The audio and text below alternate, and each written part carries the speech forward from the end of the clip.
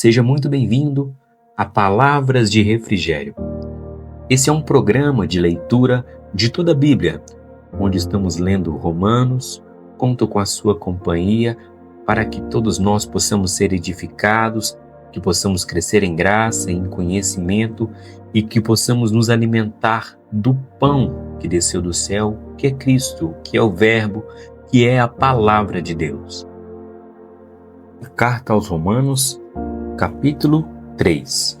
Deus é fiel e justo. Que vantagem pode haver então em ser judeu? Ou que utilidade existe na circuncisão? Muita, em todos os sentidos. Primeiramente, porque ao judeu foram confiadas as palavras de Deus. Sendo assim, que importa se alguns desses judeus foram infiéis? A infidelidade deles conseguiria anular a fidelidade de Deus? Absolutamente não. Seja Deus verdadeiro e todo homem mentiroso. Como está escrito, para que sejas justificado em tuas palavras e sejas vitorioso quando fores julgado.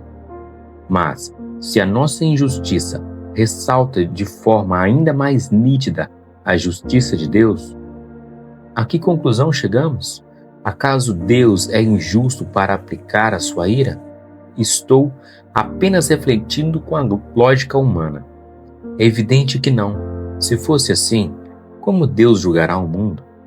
Mas alguém pode alegar: se a minha mentira ressalta a veracidade de Deus, engrandecendo ainda mais a sua glória, por que sou condenado como pecador?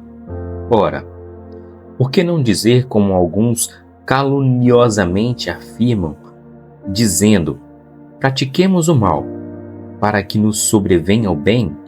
Por certo, a condenação de tais é muito merecida. O ser humano é infiel e injusto. Qual a conclusão? Estamos nós em posição de vantagem? Não. Já demonstramos que tanto judeus quanto gentios estão todos subjugados pelo pecado.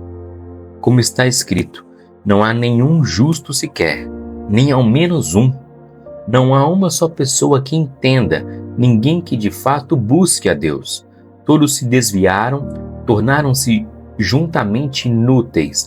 Não há ninguém que pratique o bem, não existe uma só pessoa.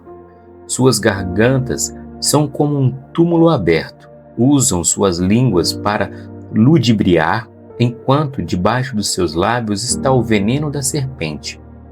Suas bocas estão cheias de maldição e amargura. Seus pés são rápidos para derramar sangue.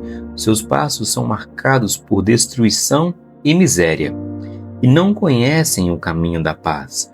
Consideram que é inútil temer a Deus. Ora, sabemos que tudo o que a lei diz, o diz aos que estão sob o domínio da lei, para que toda a boca se cale e todo mundo fique sujeito ao juízo de Deus.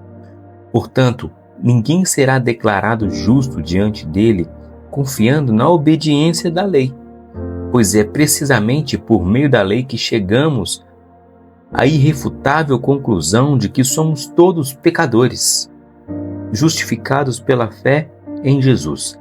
Entretanto, nesses últimos tempos, manifestou-se uma justiça proveniente de Deus, independente da lei, mas da qual testemunham a lei e os profetas, isto é, a justiça de Deus por intermédio da fé em Jesus Cristo para todas as pessoas que creem, porquanto não há distinção.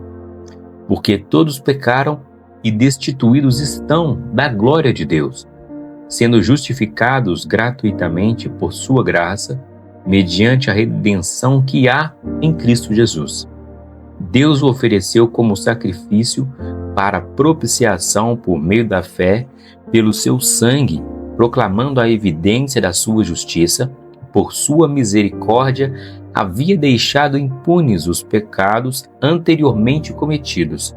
Mas, no presente, demonstrou a sua justiça a fim de ser justo e justificador daquele que deposita toda a sua fé em Jesus Cristo. Onde está, pois, a razão para tanto orgulho? foi completamente excluído. Por qual lei? Das obras? Não. Ao contrário, pela lei da fé. Concluímos, portanto, que o ser humano é justificado pela fé, independente da obediência à lei. Deus é Deus apenas dos judeus? Ora, não é. Ele é igualmente Deus de todos os povos. Evidente que sim, dos gentios também, visto que há um só Deus que pela fé justificará os circuncisos e os incircuncisos. Anulamos, pois, a lei por causa da fé? De modo algum. Ao contrário, confirmamos a lei. Irmãos, neste capítulo, o apóstolo Paulo nos diz que nos últimos tempos manifestou uma justiça que é proveniente de Deus. A percepção que temos enquanto ao mundo, uma pessoa justa aos olhos da humanidade é uma pessoa que cumpre as leis do mundo, a pessoa que cumpre o que é certo. Mas aos olhos de Deus, uma pessoa é declarada justa por crer em Jesus Cristo. Em Romanos, no capítulo seguinte, como vamos ler, Paulo diz que Abraão acreditou em Deus. E isso foi imputado como justiça a Abraão. E porque Abraão creu em Deus, ele foi declarado justo. Portanto, nos últimos dias, a justiça de Deus, ela se manifesta em Cristo. E nós, que recebemos a Jesus Cristo como nosso Senhor e Salvador, somos declarados justos diante de Deus. Não por meio da lei, mas pela fé em Cristo, que nos justifica.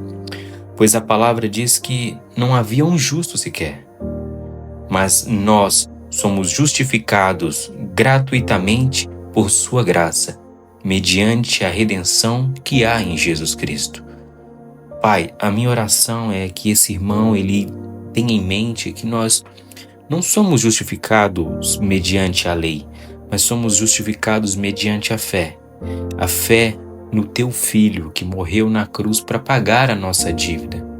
Porque ele na cruz ele carregou o nosso pecado e hoje nós podemos viver a justiça que ele conquistou, Pai, ao andar nessa terra e viver de forma justa, cumprindo os teus preceitos. Portanto, na cruz, ele carregou a nossa culpa e hoje nós carregamos a justiça de Cristo. Portanto, nós podemos declarar que não há mérito em nós mesmos, mas a justiça que o Senhor vê em nós é mérito da obra de Cristo na cruz do Calvário. Que o Senhor tome cada uma dessas pessoas nas tuas mãos, que o Senhor visite, Senhor, os lares delas, os familiares, que essa pessoa possa acordar animada, que ela possa ter um dia produtivo, que ela possa desfrutar de paz, que o Senhor possa abençoar cada momento que essa pessoa vai viver nesse dia, que o Senhor dê sabedoria para cada uma dessas pessoas, que o Senhor preencha o coração delas de paz, de graça, de sabedoria e que a paz de Cristo, que excede todo o entendimento, possa guardar os nossos corações. É o que eu te peço, Pai, em nome de Jesus Cristo. Amém.